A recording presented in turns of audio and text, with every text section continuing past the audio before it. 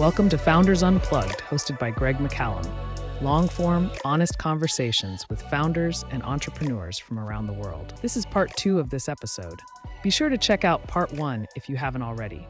Link in the description. Okay, part 2, here we go. Listen, man, thank you again for being here. I appreciate it. For those that haven't checked out part 1, please go and listen to that.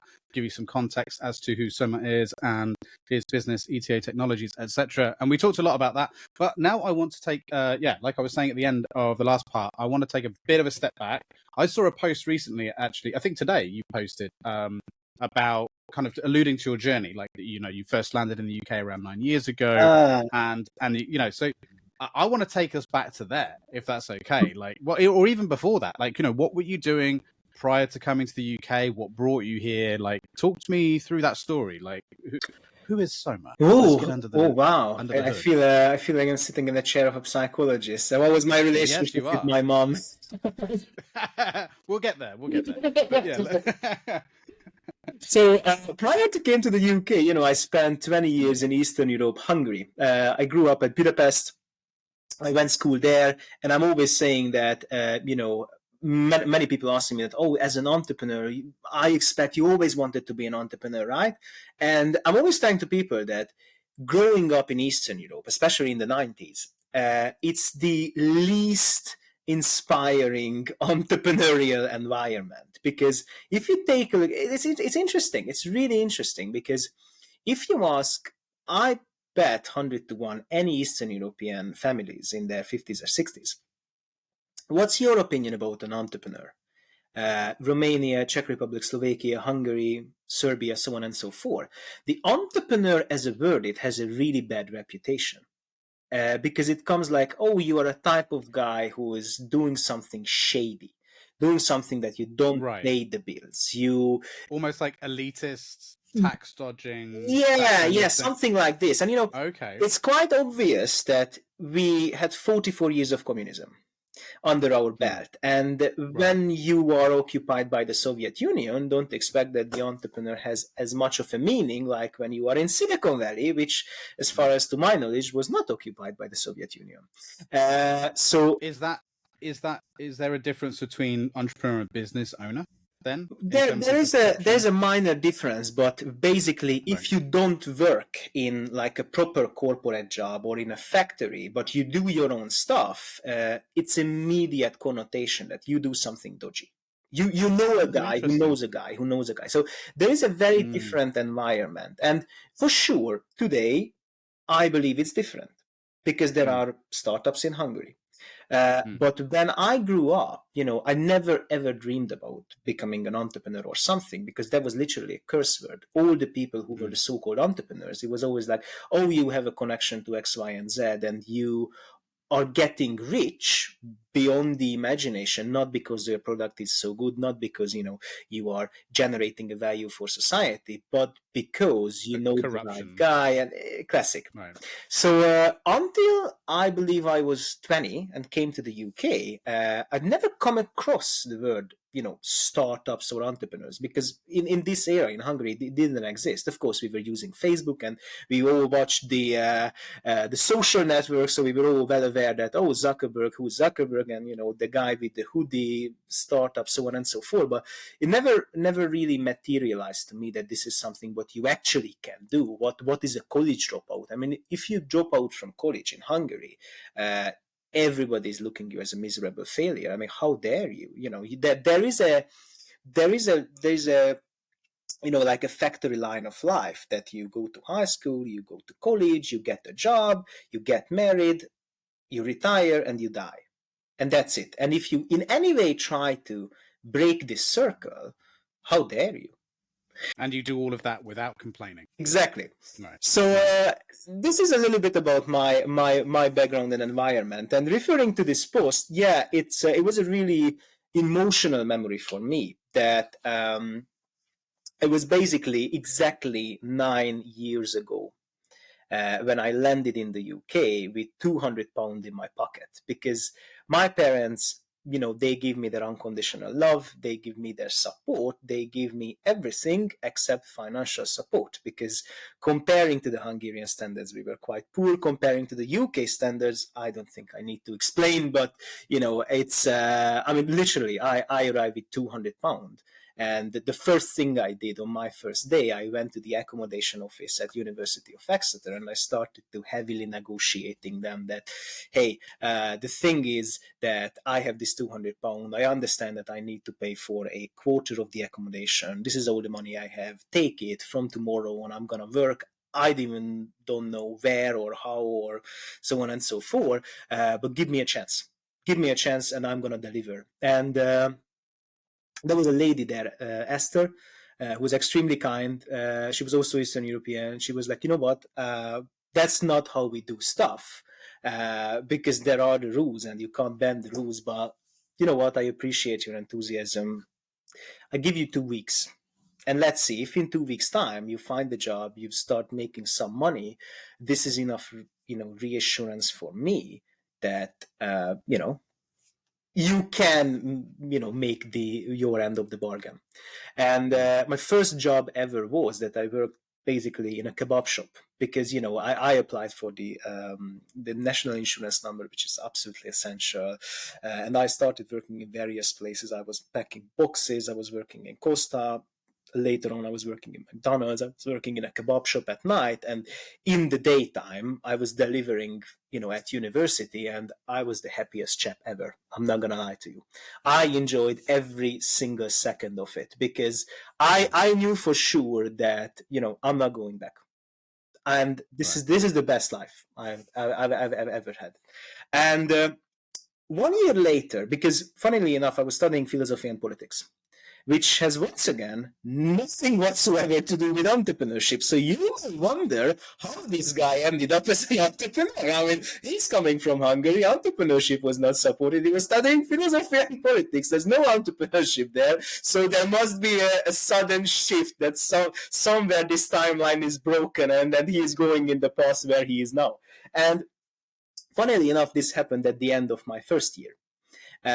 So I made enough money, paid for the accommodation, put food on my table. I went to the pub quite frequently with the guys. So once again, loved my life from basically waking up until going to bed. Everything, no reason to complain. It was amazing. But at the end of my first year, I was invited, as I had quite high grades, and if you had high grades, Exeter University invited you to a so-called startup weekend. And this was my first ever introduction with startups in general. And it was completely free. And, from Friday until Sunday, it was classic for the audience. Those who never come across, it's basically a 2.5 day long event where you formulate teams, you start work on an idea, you do some validation, and after maybe you build an MVP if it's possible, and after on Sunday afternoon you pitch to a jury, and if you're good enough you get some money basically to further develop the idea. I had absolutely no understanding of what the hell is happening, but the food was free, and they gave some very good sandwiches. And a Polish mate of mine, Milos, told me that, look, the sandwiches should come, man, you should come. And I was like, well, is there any chance I can cancel my McDonald's shift for Friday evening and Saturday evening? And I talked to my shift manager, and she was really kind, and she said that, you know what, you can do it, but next week you should come. And I was like, hey, next week I'm gonna come. Don't worry, I just really want to participate, because they invited me because of some reasons. I have no idea why, but the sandwiches are very good. And we went there, we formulated a team with an idea, which I was like, oops, this is fun, but I guess this is fun, and we won. And this was the moment when, like a light bulb effect, like in a cartoon, like the Teenage Mutant Ninja Turtles. You have the light bulb switch on, that there is a more efficient way to make money than working in Costa, in Kebab, and in McDonald's. And it sounds simple, but this was the moment for me when I decided that, hey, I don't know what I'm doing, but I want to explore what the hell a startup is. And we went. Given my 20-odd years in the startup world, plus, I think I may have to disagree with your light bulb moment that there is a more efficient way of making money than working in Costa or McDonald's. But please continue. We won like 10 or 20,000 pounds or something like this, as a result of a weekend. Oh, really? Oh, wow. So there was actually a prize. Oh, yes. As well. Yes. That's why I'm saying that this was an economically calculated guess. Right. Okay. Well, okay. Well, now I see how you would come to that conclusion. Yeah. So it is an economically calculated guess. So in one weekend, I made more money than over the next 9 months. Basically, in the last 9 months, and I was like, So actually, people pay for this, and if you create a business, which once again I never thought about, people will pay you more. And basically this was the start of the journey, and we invested a lot over the summer. I quit my job because I wasn't quite, saying that I was in quite a stable financial position. That's a bit of an exaggeration, but basically I was able to pay for the next 3 months of accommodation, and I was just so enthusiastic, and I was so encouraged that oh my goodness, this is actually working, and this is a thing. I need to jump on it. I need to try it, because that would be a regret until the eternity. And maybe it's gonna work. But I closed the relationship really well with everybody in Costa, Kebab, so on and so forth. And they said, look, whenever you want, you can come back. We are always suffering with staff shortage, so just give me a call and you will be back in business. So I had a bit of a safety net, so I was not just jumping right immediately. And the experience itself taught me more than I ever imagined, because so the idea was very simple. It's called Sports Find. And Greg, do you like watching sport in a pub? No, not really. Not really. Well, you're not. It seems to me you're not a target. I'm not the target market. They are talking the target market. Exeter, as being the number one sports university of the UK, back to those days, trust me, there was a big target market there. Yeah. And we were bridging basically a gap between a bunch of people who love to watch sport in a pub, because Sports Finds was about that you have an app on your phone. Once again, this is 2016. So I don't think this idea would be feasible today. But back to those days, people just loved downloading random apps to their phone and doing stuff with it. And you could make quite a decent money. And long story short, what we were doing is, let's suppose you are in Exeter and you want to watch hockey or cricket. And I'm going to list you all the pubs where on screen you can find your cricket match. You go there and you consume a healthy amount of alcohol and everybody is fine. Simple as that. As I'm similar to you, I've never ever, I don't even remember watching football in a pub. It just never happened to me. When we went through on the validation and we found, just asking people on the street that actually this is a feasible idea, I was like, really? Is it? But anyway, that's what we need to do. We validated the idea. Boom, we are going. And we jumped into the most vicious, most difficult sales cycle ever in history, selling to pubs and selling to pub owners. And I remember... Hi, a friendly reminder to share this episode with your network, like, and subscribe. And if you are feeling really supportive, please consider reviewing the show on the podcast platform of your choice. It all really helps support what we do. Thank you. Now back to the show. And, because everybody was in Exeter and we wanted to build like a local startup, a local business, we had the privilege going face to face, knocking on the door, like classic old-fashioned sales, no emails, nothing, just going there, knocking on the door and showing up in my uniform and, hey, I am for Sports Find. Let me tell you a bit about this amazing experience. You're going to make so much money, you have no idea. 9 out of 10, oh, you cheeky. And long story short, it was really difficult to figure out how to sell, how to do the sales process properly. But there was a pub owner who I, back to those that I consider as a mentor, who, he heard my obnoxious 10 minutes long, over exaggerating sales pitch, and he was like, look, kid, you have potential, but you are just doing it so wrong. There is no word for it. Here's a pint, take a seat. Let me give you a free lesson how to do it. And this was the moment when we actually started to make money. And we had the big lounge in Exeter, partially gathering the student societies because they love to go to the pub and watch matches there, and just once again bridging the pub owners, the pubs, and the students together. And this was the start of my entrepreneurial career. And after this, I was, creating multiple businesses, which was always focusing on the one thing, back to those days I understood properly, the one thing where I saw clear problems: student environment. So there was nothing really like enormous that, oh my goodness, I'm creating the next Facebook or something. When Facebook is a bad example because it was also focusing on a university student environment, but we never ever wanted to create something which is extremely scalable. We just wanted to create something which generates enough money for us to pay for the living and, accommodation, food, and the pint of Guinea. And this is how I went through on basically all my degrees, at the end arriving to the position which was, unbelievable, that I was able to pay for the full year of accommodation, my tuition fee, and even pay for my parents back in Hungary. Wow, that's amazing. And so what was that?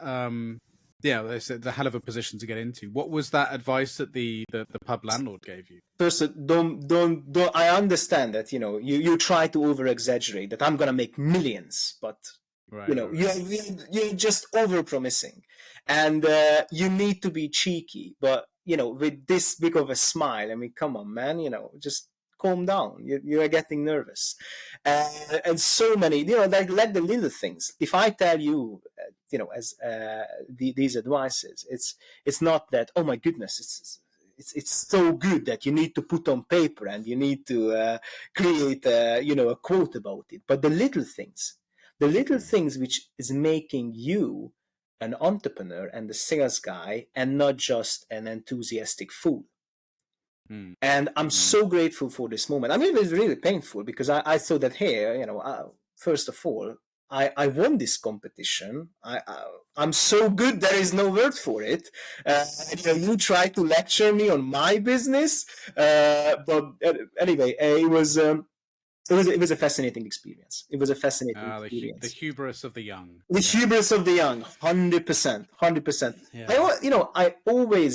I always wanted to learn. Honestly, I always wanted to learn. And there are stuff, and I think entrepreneurship is one of the best examples that this is a learning by doing. As you that I'm going to run a course where I'm going to teach you about entrepreneurship. Maybe, if it's a very good course, maybe you gain a deep understanding about the theoretical stuff, what's going on. But if somebody wants to be an entrepreneur, the best advice I can give to them, just do it. Find an idea. Or if you don't have an idea, which is entirely possible, just find a team who's working on something interesting. Join them. It's not by chance that two-thirds of the guys who created unicorns on planet Earth, they worked in a startup prior to their experience. It doesn't matter either as a founder or they were involved in some other levels. It doesn't matter, but you see that what's happening inside, because it's not just a regular working environment that, the boss, the employees, HR, accounting, so on and so forth. It's completely different. And you need to understand the dynamics in order to create your own. Just best advice ever. Just join one, create one, and start basically your journey. That's it. Simple as that. I think, and that's great advice. And I would actually go a step further, because if, I think that it's advice that I've given before. And then I suppose I came to a bit of a realization too, a few years ago, which is that's good advice to say join a startup if you live somewhere like London or a major city and so on. But also there are a lot of people in the world that haven't got the opportunity to move to major cities and to be around those startups. It's a bit more democratized now because of remote working and so on. And yeah, which is great. But also, I mean, I would say to some people, like, okay, maybe you don't want to go and work in a startup. In that case, there are businesses that you can do that are small, that don't need to be scalable right now. Go and buy a pressure washer and do people's driveways. Like, go and go and clean people's windows. Like, go and do small odd jobs. Like, if you really want to learn the resilience and the skill set that's needed, right from the start, sometimes it's just the case of of doing something like that, making a bit of a risky move, and trying, just making your own money, making your own sales, making your own business. Like, that can be enough too. You don't need to necessarily dive straight in at the deep end into working with one of the top 100, tech startups.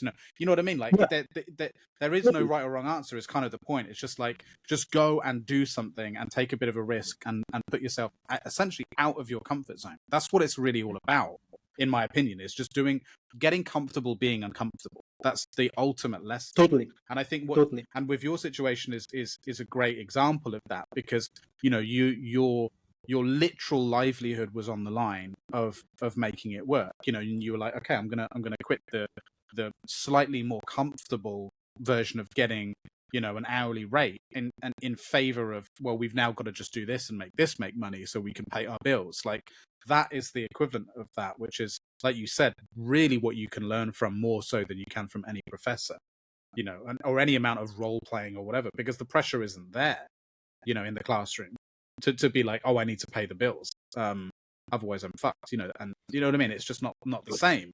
You can learn something, but you're not going to learn as much in that scenario, are you? Let's face it. Yeah, I totally agree with you. And with the remote work, now I think the opportunity is multiplying day by day to join any entrepreneurial organization, because a definition of a startup that it has a massive scale up potential. And let's face it, there are a lot of SMEs, especially in the UK, which are providing you with the same experience, but on paper, by definition, they are not startups. Just join them. Get the taste of it. That's a really good point too. A startup, it doesn't have to be tech, or it can also just, you can learn the same lessons working in some SMEs that aren't technically startups. Absolutely. You see the buzzwords, blockchain, AI, so on and so forth, but this is blockchain still a buzzword? You would be surprised. NFT, crypto. I mean, not the cool stuff. Not as much as in 2022, and these days, being in VC, unbelievable. Let's get there. I want to hear. So you built this startup. You managed to start paying the bills. You presumably you finished university. Yeah. All distinctions across the board, I imagine. And then what? Then what happened? What? And then you said you ran a couple of multiple businesses and so on from there. Yes. Yeah.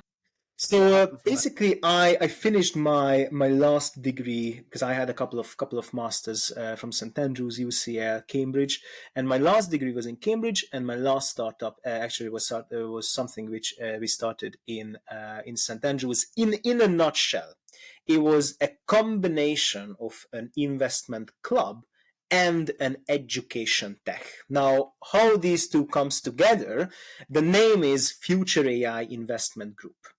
And what we were doing, basically two things. Number one, that we had a bit of money, which the other guys earned from basically their internship. I earned from my other businesses and my internship.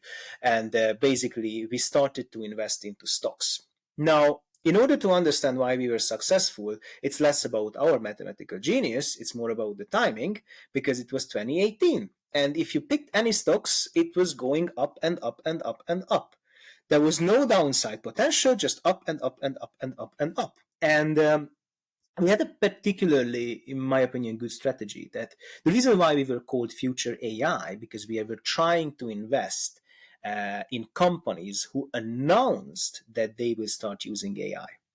Now, once again, it was a different era. If nowadays anybody is coming to you that, hey, I want to invest into startups or into big companies who, will use AI, everybody's using AI. It's not a feasible strategy anymore.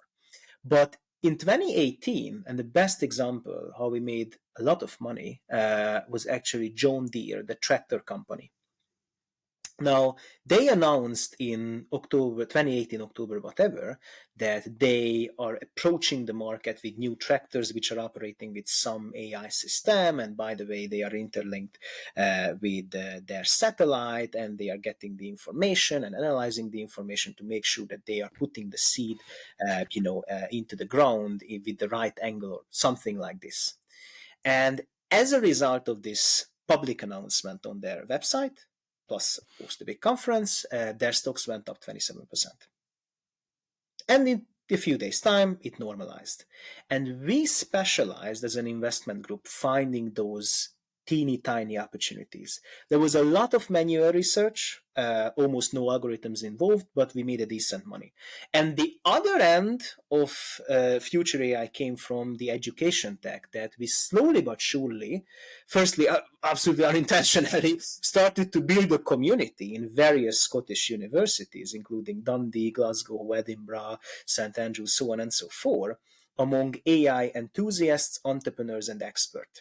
And this came from purely because the name was Future AI. And everyone was like, hey, I do AI. I do a PhD in AI. Can I join you guys? And, after literally 200 people approached us and said, hey, can I join you?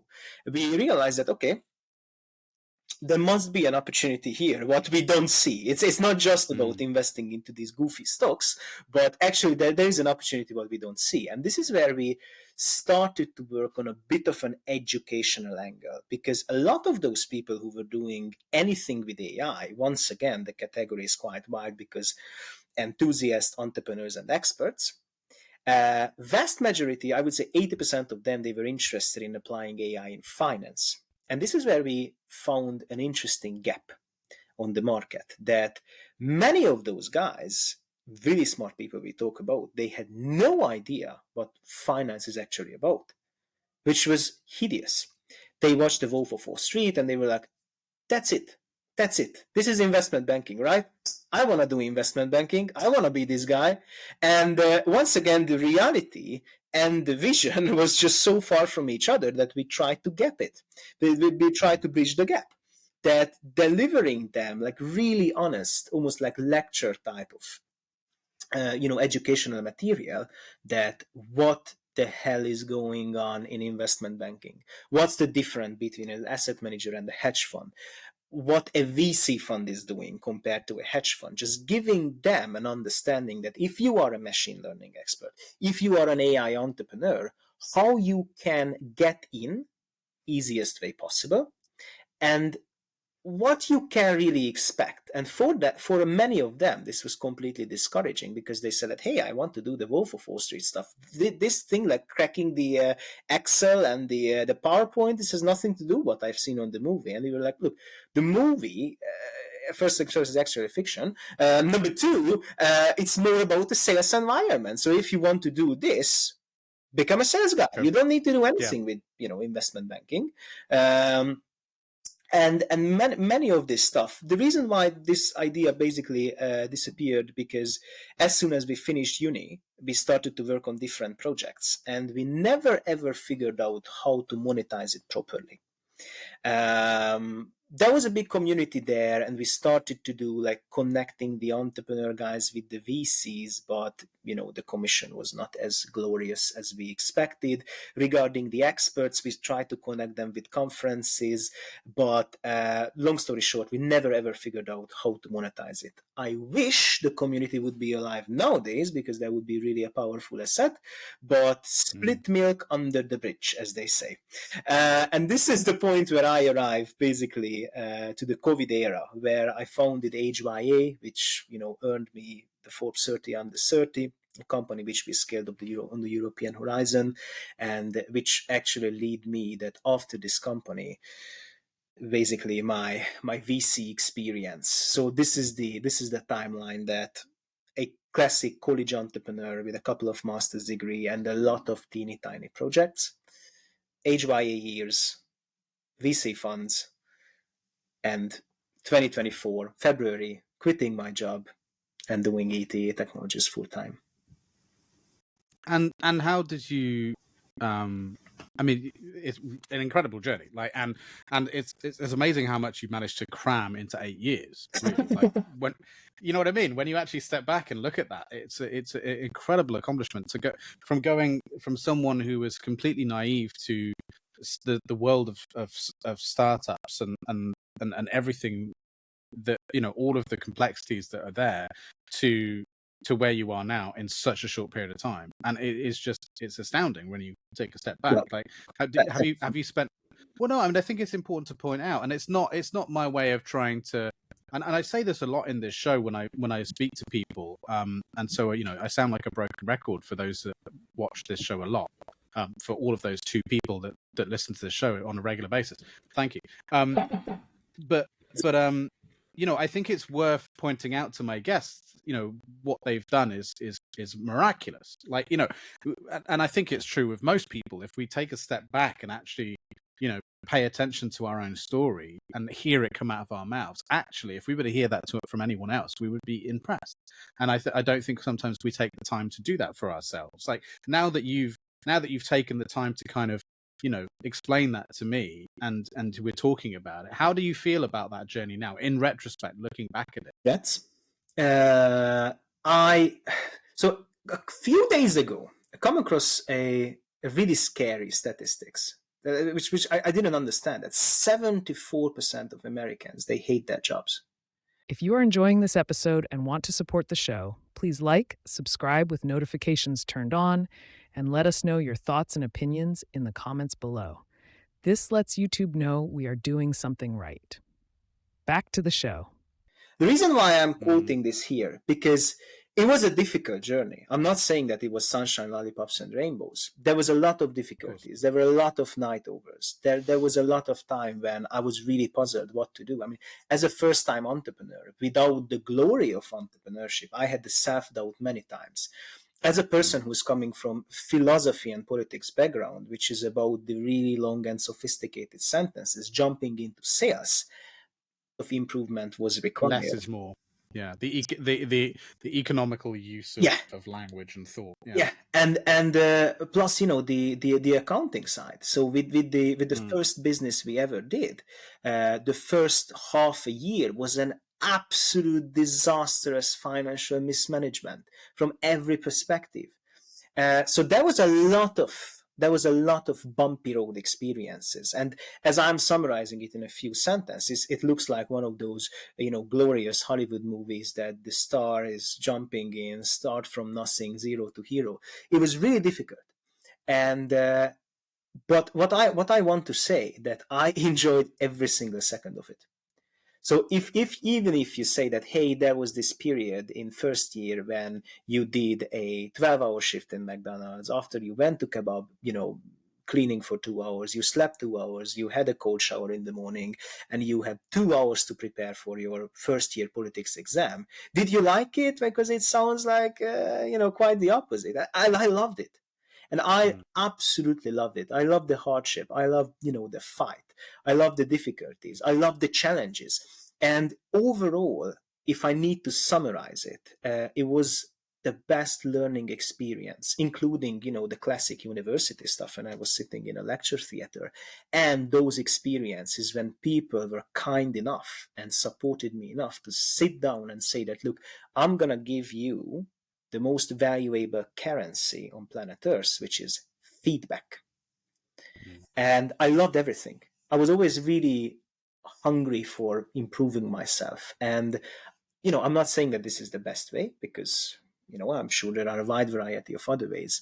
But my philosophy to try everything, until, I mean, I tried many things, which, you know, some of them were a complete recipe for disaster, and I made a fool out of myself. Absolute no regrets. Absolute no regrets. And, you know, once again, if you ask me to summarize it, how I feel that I learned a lot. And I'm just so grateful. I'm just so grateful. You mentioned that you read one of my posts a couple of weeks ago. You know, I posted about a technical flop which we had, and many people ask me that, being an entrepreneur, doing a startup, doing VC is really difficult. I always have a big smile on my face. I'm always enthusiastic about this topic. Why is that? And the simple truth is the people. Because the amount of support I received from wide variety of people,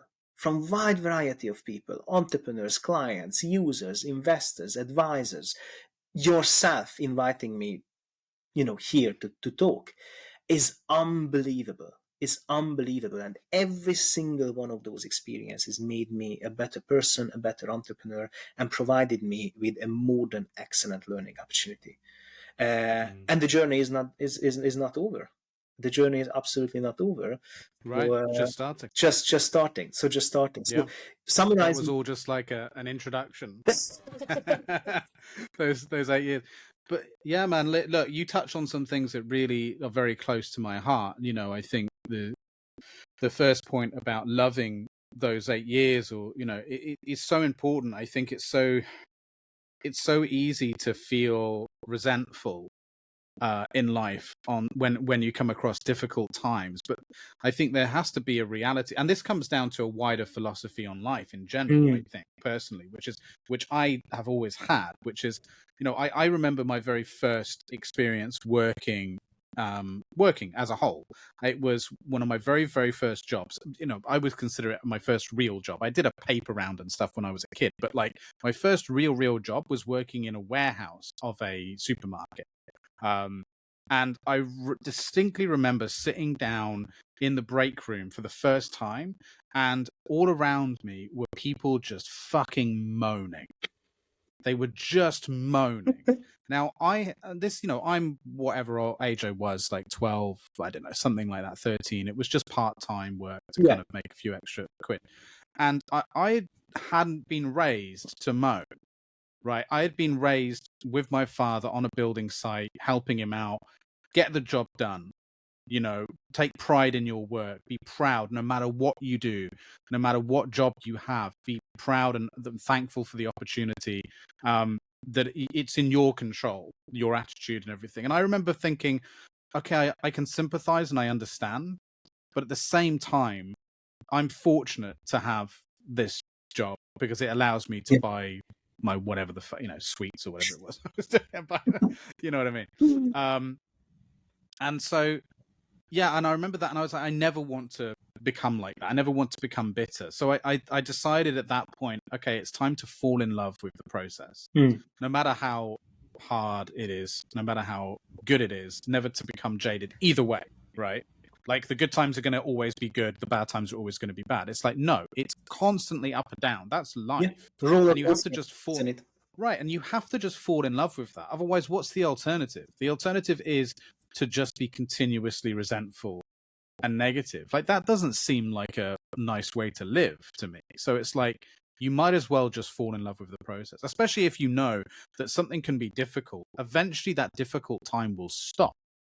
So, what's the point in getting too dragged into it? And if anything, if you are dragged into it and you're negative about it, you're just going to prolong the difficult time. So I mean that was something that I just, in what you said, that I really resonates with me because I feel very strongly about that. And it's a mindset thing, right? I know we always talk about mindsets, but it really is, and it's it's not easy to accomplish, but yeah, I don't know. It just while it popped into my head, it just it really resonates for me. But yeah, it's still worth mentioning that I think it's an incredible journey, and I'm really super excited for what's coming. I know that you alluded to a technical difficulty you had recently as well.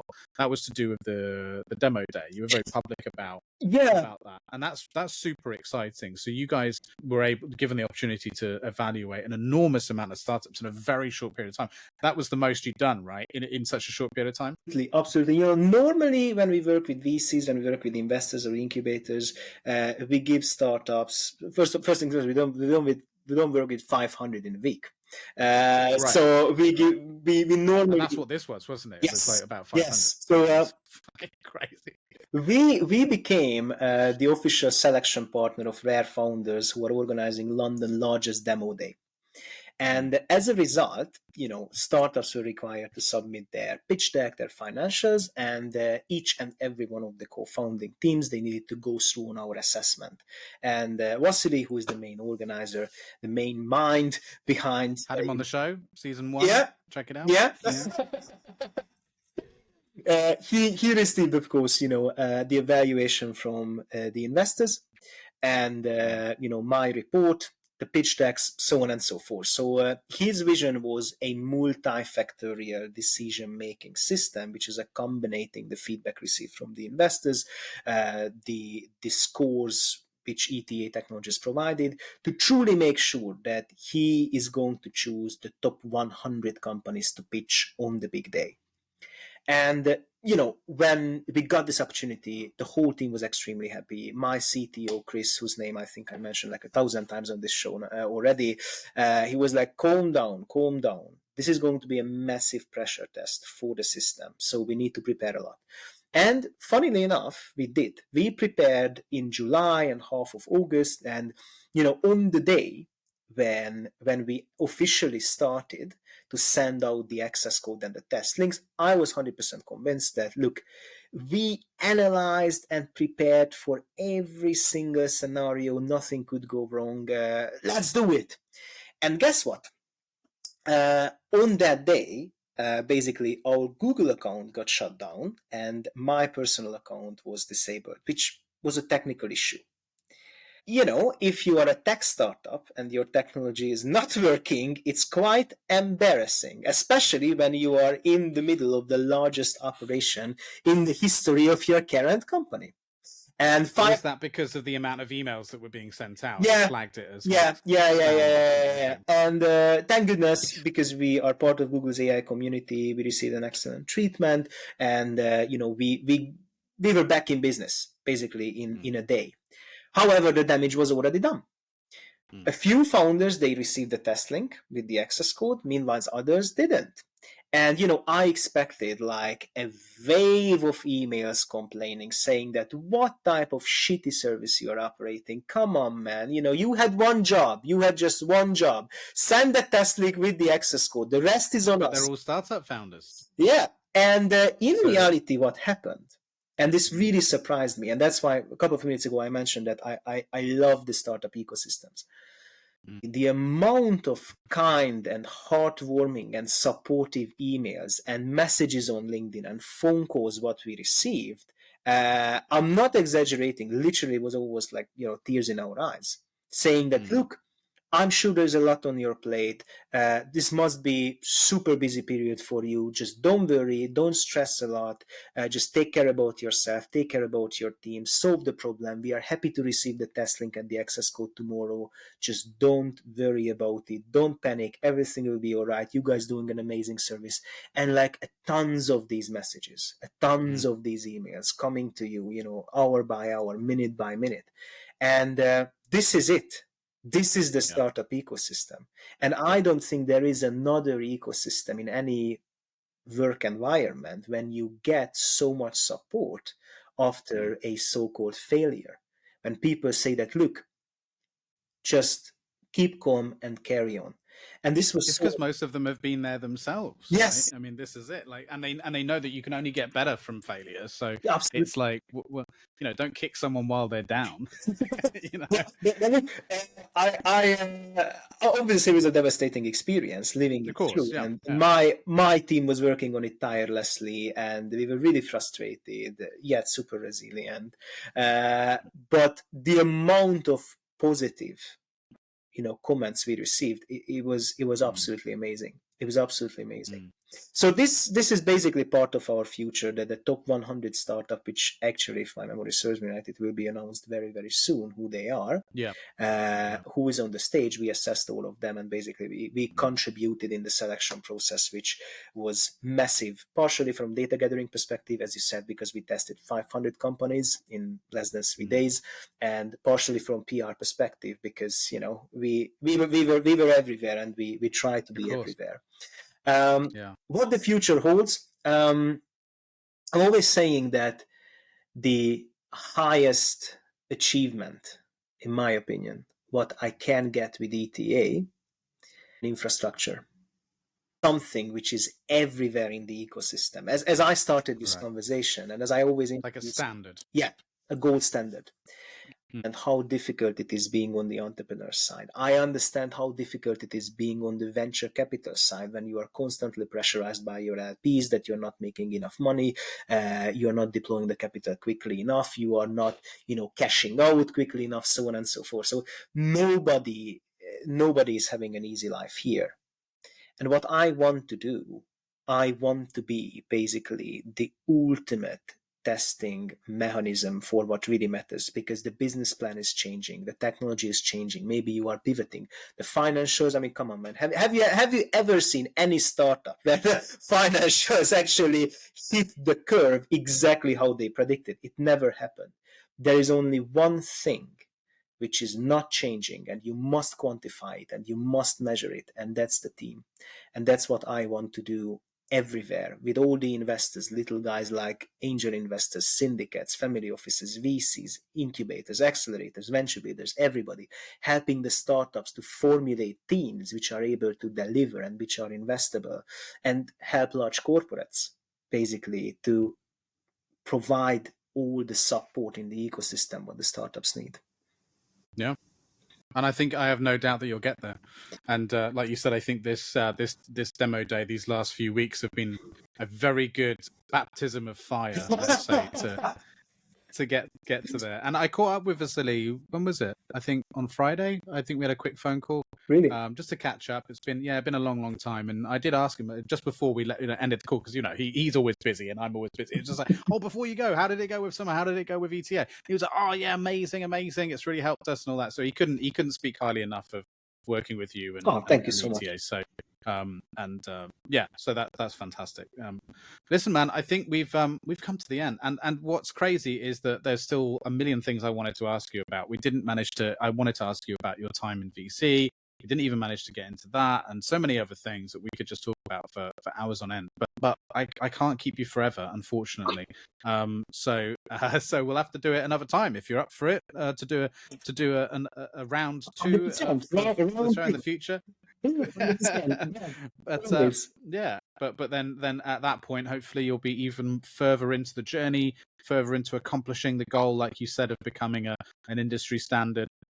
So yeah, listen, man, all that's left to say is, obviously I'll put the website for ETA in the description of this episode, but where else should I point people to? Where would you like to tell people to go and check you out and figure out what you're doing? Well, we are really active on LinkedIn, so I would recommend our LinkedIn page, where we are regularly posting about updates. So if someone really would like to be involved, really want to see where ETA Technologies is going, it's definitely the page and my personal account, because I just can't shut up about ETA. I'm wherever I go, the House of Lords networking event, in the Cambridge ecosystem, in Paris, in Finland, in US.